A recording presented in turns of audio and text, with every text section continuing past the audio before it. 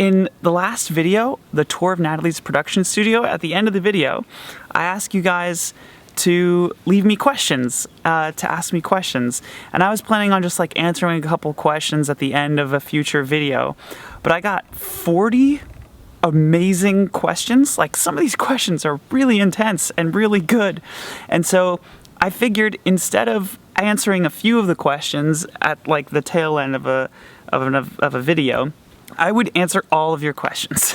So that's what I'm going to do right now. I'm going to answer all of your questions. Here's the thing. This is going to be a long video, so do not watch this video start to finish. Instead, I'm going to throw up a screen. Instead, I'm going to throw up. We're going to put a screen, me at Ray. Ray edits these videos. Ray is going to put a screen here, and the screen is going to have a snapshot of your questions. So if you're one of the 40 folks who left a question, you will see your question, boom, boom, boom, boom, boom, here, with a little annotation. Ray, put up that screen right now.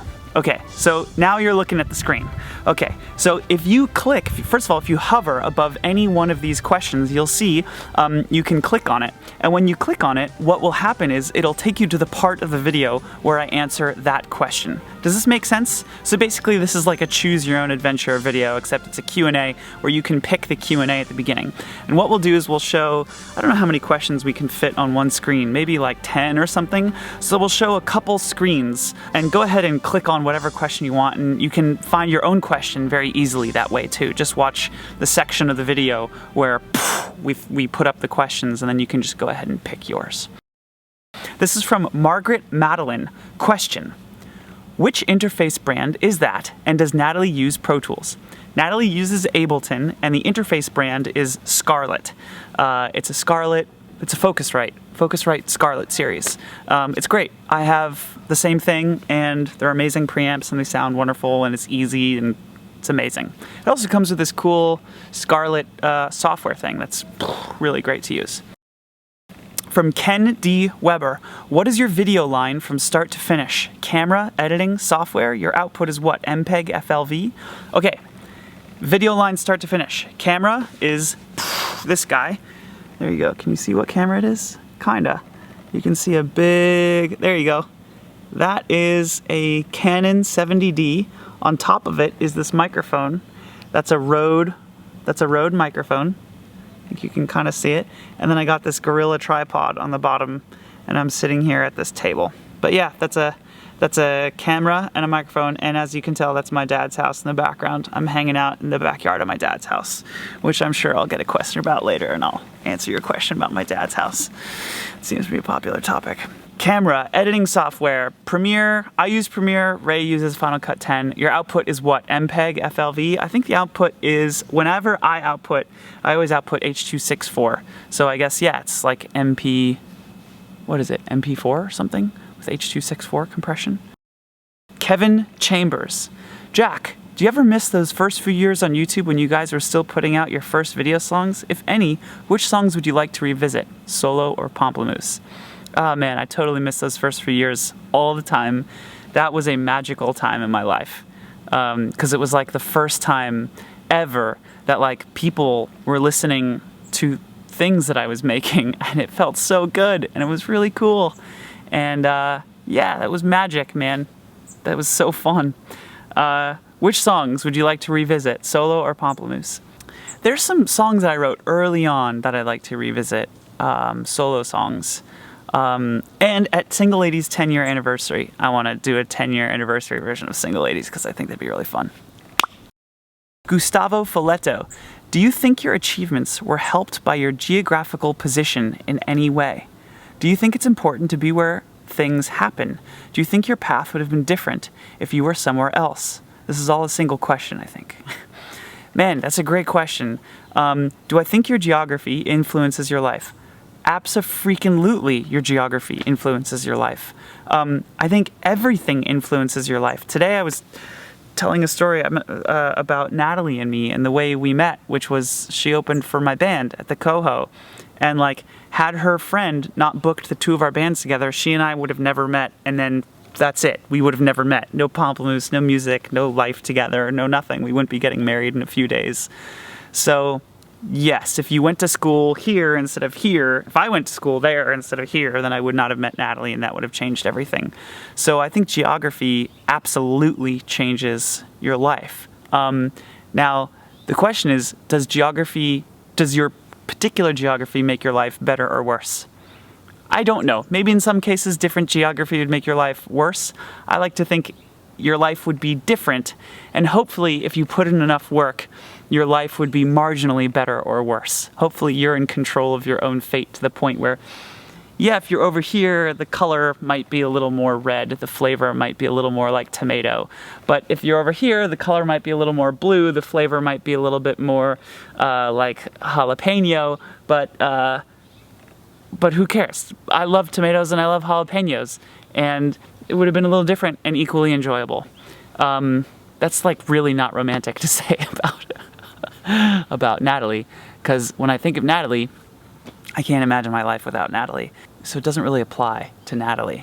But hopefully with everything else, it applies. Man, what a good question. See, do you guys see why I'm taking all this time to answer these questions now? These are really freaking good questions. Blur Music. Yo, Jack, I had no idea you had a vlogging channel. I just saw it on your musical channel in the comments. You should just upload a video on there saying you have this. A lot of people want to see how you're doing. You're totally right. And I'm gonna do that, and I've been waiting because I didn't feel like the vlog channel was like ready yet, but whatever. I'm just gonna do it. I'm gonna upload a video and say, hi everybody, here's this thing that I'm doing. I'm vlogging. If you wanna learn more about me, come over here. Paul Roberts. I would ask if you and Natalie still get a buzz from producing music, but I think your huge grin might have already answered the question. Really enjoying the vlog. I'm not normally into this type of thing, but your enthusiasm makes it work. Thanks, Paul Roberts. Do we get a buzz from producing music? Yes, you're right. Huge buzz. It still is like adrenaline high. Life is amazing. Oh my God, I just did this song and I did this drum beat and it sounds so cool and oh my God, I'm so happy and wow. Yeah, of course. That happens all the time. This one is from Luke00126. Love to see the studio. That's not a question, Luke, but that's okay. Jack Be Quick. What is Patreon's relationship, if any, with YouTube, the company? Since corporations are people, maybe describing it as though the businesses were characters on Glee. Okay, that's a cool question, and I like your framework. However, I do not watch Glee, so I will choose a different television show. Patreon's relationship with YouTube. So we have a relationship with YouTube. They've whitelisted us, so actually you can click off of a YouTube video and go straight to Patreon, which they don't allow that with every website. Our relationship is like, it's two characters. Describe it as two characters. We kind of want the same thing, but kind of not. It's sort of different, and we're going about it really differently, and they're way bigger than we are and have more resources. What would be the characters? It's like, I keep saying Batman and Robin in my head, but that's the I can't think of it other than Batman and Robin, but it's not quite like that. It's not quite like that, because Robin never released fan funding and tried to eat Batman's lunch. Blank Jeebus. As someone who'd love to start producing music at home, what's the best way to start? And what gear should I look into that won't break the bank? Okay. A really good way to start would be to get like a USB microphone and start using GarageBand if you have a Mac, or some like free audio software. There's a lot of free audio software. But like a USB microphone, you could get like a Samson C100, I think, or like an MXL USB microphone, or a Blue USB microphone, the brand Blue. That's a great way to get started. You go right into GarageBand, start experimenting with sounds. It's great. I think there's a cheap version of Ableton too. I love Ableton. It'll get you on the hook and you'll start using it. It'll be awesome. Cheap USB microphone, right into the computer. Ableton, you're crushing, you're cranking. Next question is from Jadamalo. Jadamalo says, how do you personally focus? It's a big issue for me. I've got loads of ideas going around my head musically, but they're always too scrambled and all over the place. I'll play around, oh wow, this is a long ass question. I'll play around with all manner of sounds and instruments for hours, but never have anything to show for it. As soon as something starts to take shape, I'll quickly lose interest and want to do something else, be it music or something else entirely. I once had a spell like like that where I got distracted and funneled all the energy for the next 3 days into learning basic Game Boy assembly programming. Wow, you're cool, Giadamello. It's annoying because there's so many interesting sounds and concepts in my head, but most of the time they start as that, and I never have anything to show for it. I've spent days before totally and utterly consumed getting a specific sound and feeling, but I can never turn it into anything. It's like trying to paint a portrait, but only ending up with a palette of disjointed but beautiful colors. It's not an issue of mechanical skill, gear, requirements, anything like that. It's purely a lack of self-motivation to stick to one thing, which results in a huge lack of focus and never anything more than sketches. This question is so freaking amazing. I love this. I can't wait to answer this, but I'm still going to read it and finish it. I know that I'm capable of doing these things, but I can't get myself out of the super early stages. The one time I did and finally had a piece of music coming together, I got about 40% of the way there before I literally couldn't continue. To use the portrait analogy, I'd painted a beautiful background, but stuck a stick man on top of it.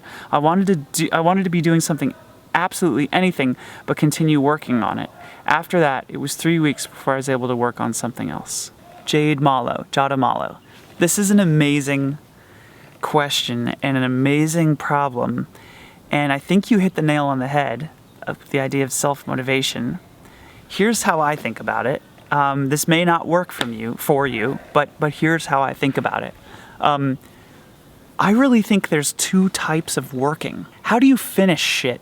Because I have so many creative ideas and I spend so much time making them, but I never sign them up and tie off a bow and ship them to the world.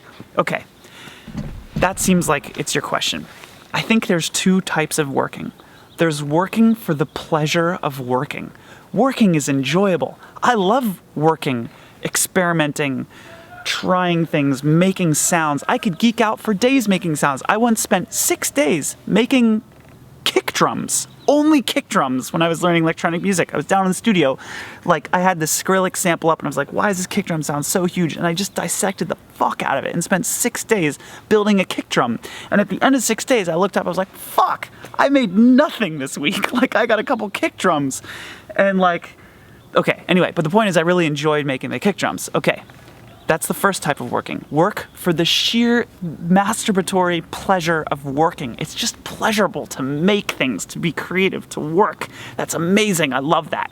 There's a different type of work that is a much harder work. It's less fulfilling. It's less masturbatory, and you don't enjoy the process as much. But in retrospect, it's more rewarding. And that type of work is called working to publish. That is working to ship. That's making something that is functional. It's not perfect and beautiful and esoteric and fleeting. It's fucking done. That's working to publish. And when I go to the studio with Pomplamoose, it's hard and it's not as free-flowing and creative. No, I work to publish. And I don't always like doing that because it's hard. Sometimes I just want to work for the joy of working. And I do. I'm not saying I never work like that. But it takes a mode switch in your mind to not think about, I'm going to work for the joy of working today. No. Today, I have 2 days to get something done, and I'm going to work to publish. And at the end of these 2 days, I'm going to ship something to the world, and the world is going to know the fruits of my labor, and they're going to see this thing that I made. Working to publish changed my life when I used that framework about thinking about it like that. At tech companies in engineering, you call it like a shipping mentality. It's very easy. I'm not an engineer, so all I can see is sort of the similarities in the way engineers talk about work and the way musicians talk about work. But when I hear engineers talking about work, it's the same kind of thing. They talk about refactoring code, and it's really fun to get all the way down through an algorithm and start making it better and branching it off, and you can get really deep on things. But at the end of the day, you gotta fucking ship it. You gotta send the code, you gotta publish the code into the world and get the functionality out of it, even if it's only 90% of what you hoped it would be. That's the hard part for me about working to publish, is it's never 100% of your expectation or your goal or your imagination. It's never quite there. And what you have to realize is, like I said earlier in this video, it's a matter of color. even though it's not what you want it to be, maybe it's still just as good, just slightly different. And when I say just as good, I mean someone else will enjoy it just as much if you spent an extra 2 weeks changing the color of this and that, blah, blah, blah, blah, blah. Then maybe it'd be more jalapeno and blue versus blah, blah, blah, blah, blah. Then it's more tomato and red. The point is, you work to publish, you have the mentality of shipping it, you have the mentality of finishing it, and it's hard. It's harder to do that, but in the long run, it's more enjoyable, I've found, to call something finished and then to publish it. Okay, one more trick. So there's the framework of like working for the enjoyment and working to publish. That hopefully will help. And then there's one more thing that I use that helps. Every Pomplamoose song that has ever been uploaded to iTunes was titled like Telephone Rough 20090510. I've never exported a final mix. I literally can't, like I can't write final. When I'm naming the file, I can't write final. So I just export mix after mix after mix rough until I have one. And then Natalie and I start working on the video, and then we do this, and it's like, I don't like this, so I change that and I export rough V2, and then we change the video, and it's like, oh shit, we got to put out the song tomorrow. Okay, let's put this in iTunes. And then I'm like, oh wait a minute, the song is on iTunes now, and okay, that's it. That's the final one. It's always like good enough, but in my mind, I never think this is finished. And somebody said to me once, they said, this is a quote, I forgot who said this quote, but you never finish a piece of art, you only abandon it. If there's like one quote that sums up how I feel about how I work, that's it. That helps you ship. If you know this isn't done, but it never will be done, and it's never going to be perfect, it's just going to be good enough, and it's out now. Because something out is 1,000 times better than something that's percolating in your brain. What a great question. I like that question.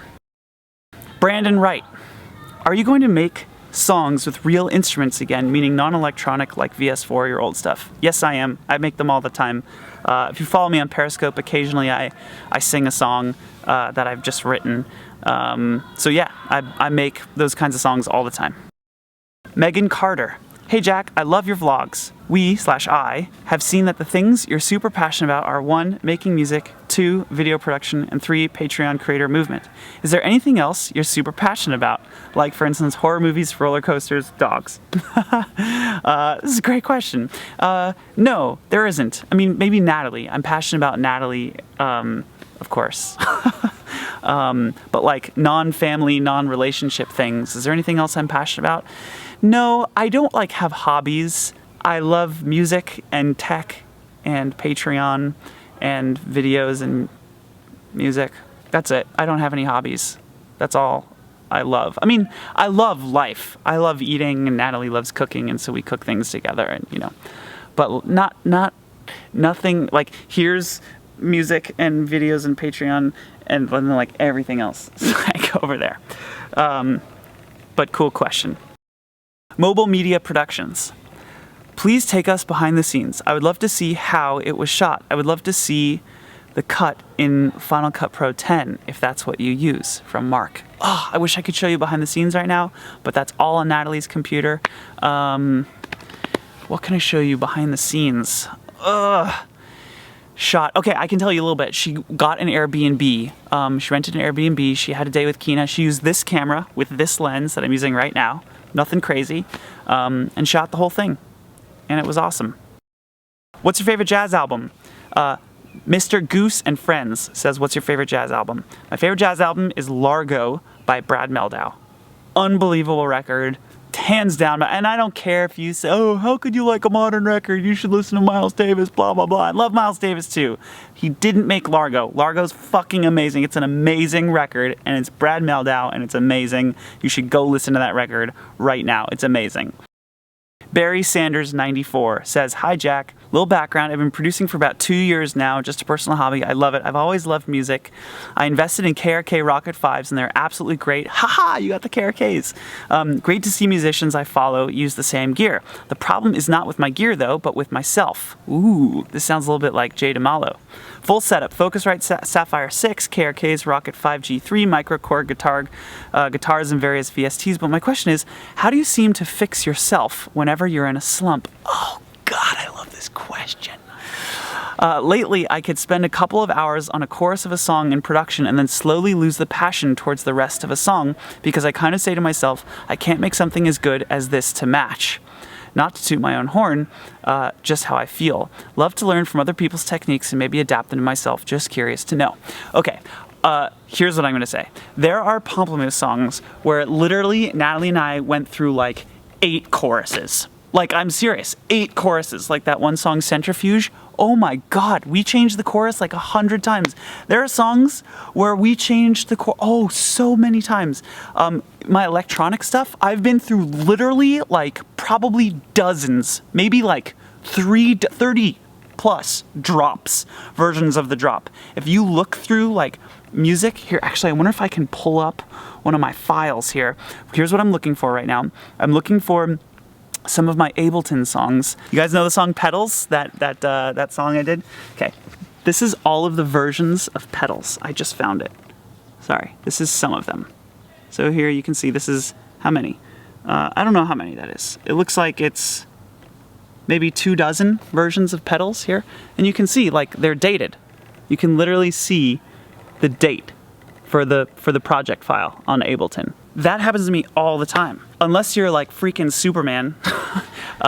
Irving Berlin, he used an amazing songwriter, but he wrote like 1,000 songs. So he has like 30 hits or whatever, but 1,000 songs, like dude's not, his batting average is not super great.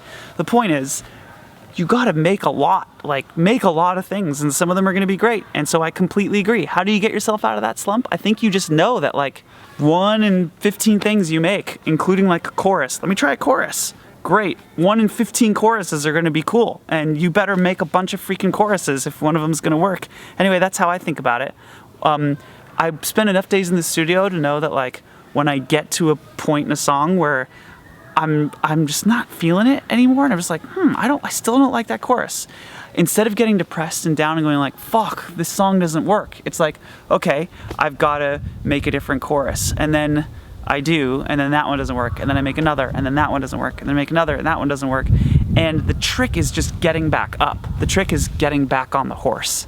How do you do that? It's just a choice. You just choose at some point to get back on the horse. I wish I had a trick for how to make that choice, because it's sad, it hurts and it's painful and sad, and you get down. I get down too. Everybody gets down. Maybe there's some solace in that, knowing that I think that happens to everybody. There's very few people who just like, if you listen to the Beatles anthology albums, it's like a 6-album set. They did like hundreds of takes sometimes, like literally over 100 takes of a song, and then they use like take 104. Happens to everybody. Tom Sargent. So many questions to ask. What's your favorite outboard preamp? I don't use outboard preamps. I like going in the box because it's just easier. Favorite condenser, dynamic, ribbon mic. Favorite condenser, TLM 103. Favorite dynamic mic? I don't have that many dynamic mics. Probably SM58, just because it's such a it's good for everything. Favorite ribbon mic? The only ribbon mic I own is an EHX ribbon mic, which is great. How would you mic drums with only 3 mics? Oh, okay, I do a kick, snare, overhead. Yeah, kick, snare, over. So I'd use like a 57 on the snare, I'd do like a D112 on the kick, and then I'd use like an Omni above. I think that'd sound great. In fact, I think I have recorded like that all the time. From Drew Moore. Glad you're having fun making these, Jack. I think watching is fun too, and you said one of my mantras in the video, which is make stuff. Sweet, that's a great mantra. If I could get a tattoo, not if I could get a tattoo, if I got a tattoo, it might be make stuff. Next question is from Temistocles de Arongshakatl. I don't know how to say your name. Hey Jack, do you listen some tunes from Brazil, old or new? Yes, I do. There's a guy named Luis Bonfa who wrote a song called Black Orpheus, which is freaking amazing. Next question from Addison Bell. Jack, hey, when you and Nat are writing music, how do you guys work through the lows in the old creative juices? For myself, I find what works is getting inspired by my friends around me who are producing art. I'm sure there's no shortage of that Patreon. But just wondering, for you guys in particular, what's your method of getting through that? Thanks, hope you're having a lovely time whenever you see this. So that's exactly the question that I just addressed. How do you get through the lows? Man, that's the hard part. I think I mentioned before, it's literally just the choice. It's just the moment where you're in the studio and you say, I'm going to record another chorus. You literally just say that. Sorry, I'm gonna go to a different spot here. You literally just say, I'm going to record a chorus, and this chorus is gonna be better than the last chorus, and if it's not, then I'm gonna record another chorus, and then you just keep doing that until it's better. How do you get through it? I think you get through it by knowing that everybody experiences that. I'm going to be repeating myself now because I just answered this question. Really, if you want the answer to this question, Addison, if you want the answer to this question, look up Barry Saunders 94 at the intro screen. Click on the answer to his question because I really answer that question there. And the other question, the other area where I answered is Jay D'Amalo. If you look up Jay D'Amalo's question, I answer it there as well. So I'm going to reference another part of the video to answer this question to avoid some repetition. Elizabeth War. New question from Elizabeth War. When do you think homemade videos will catch up to professional videos in terms of quality? At what point will no one be able to tell the difference between the two? Do you not feel like they've already caught up? I kind of feel like they've already caught up. Like Freddie W, is that professional or is that homemade? I think they've already caught up. That's my answer. They've already caught up. You can now make things that look professional with consumer gear. Mika Roomba. What made you decide to start vlogging? Casey Neistat made me decide to start vlogging. Actually, I've been vlogging for since 2007, and what made me decide to start vlogging was watching YouTube and seeing other vloggers. Pretty much everything in my life started as copycat because I saw someone else doing something and I thought, that's cool, I want to try that. TJ Girl 222. Did you set a wedding date? Yes, we did. Today is May 15th. I'm getting married May 25th in 10 days. Cool5446. I really like this video. Thanks for sharing it with us and showing us how you don't need the most elaborate or expensive gear to record and create music. Something I really would like to see is a video about maybe how anyone can create and record their own songs and maybe how to do DIY music production. Oh, that'd be such a great thing to do. I wish I could do that. I mean, I could. I'm not going to because I would love to make that video. I just don't have time to do something like that. In another part of my life, I would make a whole series about that. That's like hundreds of hours of how-tos that I would love to eventually talk about. Next question from Chromaman001. What do you prefer to use for video editing? And music editing, for that matter. Okay, for video editing, I use Premiere. Ray uses Final Cut Pro 10. And for music editing, I use Ableton Live. And Ray uses Ableton as well. What is Natalie's Snapchat? I don't think Natalie has a Snapchat. Oh wait, she does. Natalie has a Snapchat. Yes, I have a Snapchat. And my name in Snapchat is, how do I find my name? I am Jack Conte. Jackconte. That is my name. Ooh. Look, here's you guys. Oh, look, should I take my Snapchat profile picture right now? I'm gonna take it right now. Here we go, and, Okay, Natalie is The Roners. _RONERS. The Roners. That's Natalie's Snapchat. Tiago Marquez? What do you think your music, your own or Pomplamooses, has that makes so much people enjoy it compared to all the other ones? And what did you make to get so much people to listen to your music? Man, I wish I could answer your question. I've thought about this a lot. I think some of it is just luck. I think a lot of it is luck. I work really hard. I'm not saying I don't work hard, but here's how I would categorize your question. I've thought it because now I'm working at startups and I'm thinking about product market fit a lot. And your question is like, if you've ever studied product market fit, sometimes companies make a thing and then everybody goes, oh my God, I want that thing. And then everybody uses it. Sometimes companies make a product and then nobody wants to use it because it's just not that useful. And when that happens, you say that that company hasn't achieved product market fit. Nobody wants their product. It's just not something that people need or want or use or whatever. But sometimes companies make something like I mentioned, like Dropbox, and like everybody's like, oh my God, I want that. And then everybody signs up and they all tell their friends about it. You got to use this thing called Dropbox. That's product market fit. So your question is like, why did Pomplamoose have product market fit? Why did people like our music? I think a lot of it is because Natalie's voice is really good. Mostly, actually, I think because Natalie's voice is really good. And then because maybe the production is good. But I don't know. I don't know why. Product market fit, nobody knows the answer. If anybody tells you they know the answer to product market fit, they're full of shit. Nobody knows how to get product market fit on anything. Maybe some companies. Some companies know how to like some founders are just like, they just try one thing after another and they work. That's crazy. But like bands, I don't think there's a person on this planet that could make product market fit with a particular band. There's no manager, there's no anybody. You just experiment until something works. It's a really weird thing, I don't know. This is from Smiling Crocodile. So many questions to ask. What is the one thing you'd like to have known before launching Patreon? Any advice for an aspiring entrepreneur? I think you are a quite amazed person. Not sure that is the word I'm looking for. How do you keep your spirit so amazed and open as much as you can? Do you think the fact that you're an artist differentiate the way you build company compared to classical entrepreneurs? Do you think beauty is more important in business as well as in art? So many other questions, but I'll leave it there for now. Thanks, great work. Wow. Okay, really good questions. What is the one thing you'd like to have known before launching Patreon?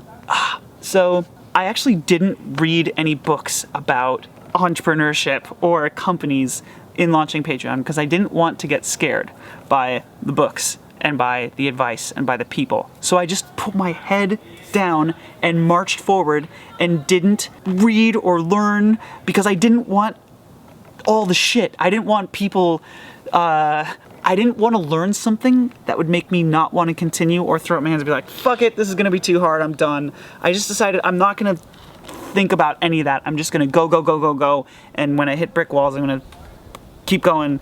And so what's the one thing you would have liked to have known before launching Patreon? Nothing. I didn't want to know anything about what it was like. I'm glad I never did. Otherwise, it might not have happened. Then there comes a point where you have to like learn a crap ton. And, you know, that's where I am now. Do you have an advice for an aspiring entrepreneur? Go. Head down, go. Don't let anything in the world stop you. Go. Stop watching this video right now and go. That's my advice. I think you are a quite amazed person. I'm not sure that's the word I'm looking for. How do you keep your spirit so amazed and open as much as you can? I have a lot of down days. It's true. And I think everyone does. I also try to be very grateful. I try really hard, and sometimes I get really down. You guys don't see that in my videos because I only film videos and I'm feeling pretty good. I don't generally film videos when I feel like shit, but sometimes I feel like shit. Everybody feels like shit sometimes. The thing about social media, I think especially, is we all show our highlight reel to the world. Be careful because, you know, if you see everyone's highlight reel, sometimes you can think to yourself, wow, everybody's crushing. Like, and I kind of had a shitty day today. Like, wow, am I the only one who has shitty days? So like, you guys see my highlight reel all the time, but I have shitty days. I have shitty hours. I have shitty weeks. Part of being a human being. I'm pretty sure everybody has shitty amounts of time. Do you think the fact you're an artist differentiates the way you build a company compared to more classical entrepreneurs? Yes. Yeah. Man, I could talk about that for like 15 minutes. Patreon's mission is a beautiful, beautiful mission, and it's so important. And unless you have something that gets you out of bed in the morning and motivates you and is beautiful and makes you want to work so hard and sweat so much and be so... Startups are hard. Startups are so hard. So yes, beauty is so important, to have something that you can come back to, an anchor that you know is good, is fundamentally good, and you know, and is beautiful. That is so important to have in business, in anything. This is from Wilf. Great stuff, Jack. Really motivating videos for you. Question, are there any singer-songwriters, past or present, you find inspiring? If so, who and why? Yes. Beck. Blake Mills. Blake Mills. Elliott Smith. Tom York. Tom Waits. Fiona Apple. Singer-songwriters. What are some more singer-songwriters that I really love? I mean, Stevie Wonder. I could go through all the, you know, Carole King, all this, whatever, the older ones that I like. I'm trying to think of modern songwriters too that I really love. Those are some of my like absolute favorites. The Gears to Kill. Hi Jack, been listening back when you released your Big Package album. Holy crap, that's so long. But that doesn't matter. The question, with the way technology is advancing, computers becoming more intelligent, do you think at one point computers will be able to predict trends and popularity of certain music and create songs using algorithms, pushing aside the human part?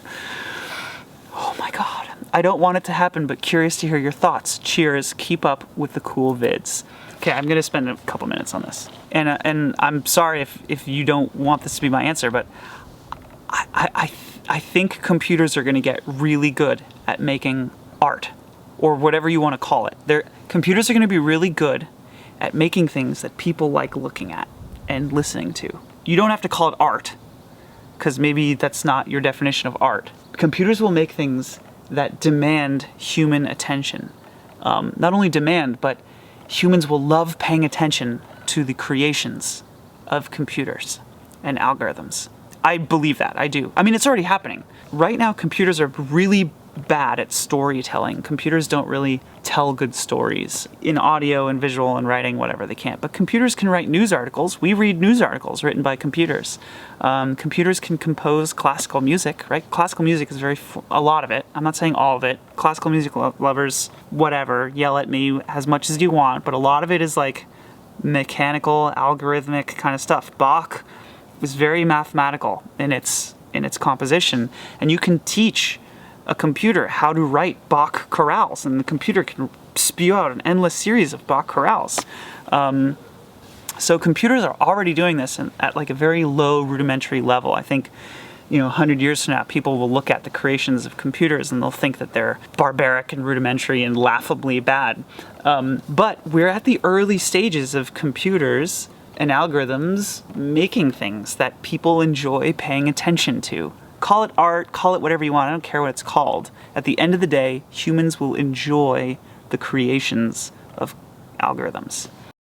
Next question, Alex Reddick. Hey Jack, you do so much writing and recording music, making music videos, going on tours and running your own company. My question is, where do you find the creative energy and inspiration to produce so many creative projects that pull on so many creative and diverse skill sets?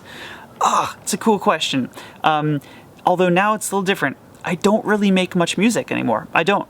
I'm focusing almost like 100%. Almost 100%? 100%. I'm focusing 100% on Patreon. I mean, I have a family life, like Natalie and I hang out, but I don't do anything. Like even this video, honestly, a lot of the purpose of this video is to like push Patreon to the world, and you know, I talk a lot about Patreon in this vlog. So man, almost everything I do now is Patreon related. Pomplamoose isn't making more songs, isn't making more videos. I'm not making more songs or videos. I'm pretty focused right now. Now that's not always been the case. Sometimes I've been a little more spread out. That's hard to do. It's very difficult to be spread out and you don't sleep as much as you'd like. And how do I find the energy to do it? I rank really high. I did a test once, and you know, these personality tests, whatever. This was more than that. This was like a 360 where I interviewed like 16 people who had worked with me, you know, and I did a self-assessment, and we did like these long questionnaires from all these people, and I ranked really high on endurance. Like I ranked a full standard deviation above the mean from executives at other companies. I ranked a standard deviation above the mean for endurance, just like literally the ability to put up with emotional pain and to like keep going. I ranked very, very high on that. I ranked really low on some other things, but endurance is something where I ranked really high on. Alan Sjoring. You and Natalie are great. What are your tips to singing, also in mixing your voice? I'm not a very good singer, so I'm not going to give you tips on singing. But mixing voice, I'll give you a couple tips on mixing voice. 99% of mixing vocals is EQ and compression. A little bit of a low pass filter, maybe bump the highs a tad. Sorry, did I say low pass filter? I meant high pass filter. Curve it off at whatever. Sometimes I curve off Natalie's vocals at like 120, 150, sometimes like 200, sometimes even a little higher. And then compression, light compression, 3:1, negative 29 dB, whatever. Release of like 50 milliseconds, somewhere around there, depending. A little bit of compression, a little bit of EQ, that's like 99, mastering compression EQ is 99% of that studio sound. Spend a lot of time on EQ and compression. Here's my question. As a CEO of a tremendously successful and exponentially growing company, do you feel like you still get the time you need to get in the studio yourself and create? This is from Mike Klug. So, Mike, Patreon is doing great. And it's important that's an important thing. Patreon is doing very, very well. I don't like to think of Patreon as being tremendously successful because we have a lot of fucking work to do. So much work to do. We have 20,000 creators using the platform, and there are millions of creators in the world who are not being paid. And it's great that it's growing and we've got 20,000 creators and that's good, but it's nowhere near where I want Patreon to be. It's not even close. Like, it's not even the tip of the iceberg. So to think of like Patreon as having made it, or to think of it as being successful, it's not even like an option to me. Like, it's not even close to being successful because we've reached the tiniest little sliver of the folks that I think we can and hope we will reach. And there's so much to do. There's so much work and so many systems to build and so many people who are required to build those systems and so much collaboration and effort and energy. It doesn't even, I would never even have a glint, the faintest little flutter of wording that Patreon is a tremendously successful company. We have so far to go. I also don't want to be in the studio creating. I know that's crazy for you guys to hear. It's crazy for me to say I don't want to be in the studio, but I really believe that your behavior reflects what you want.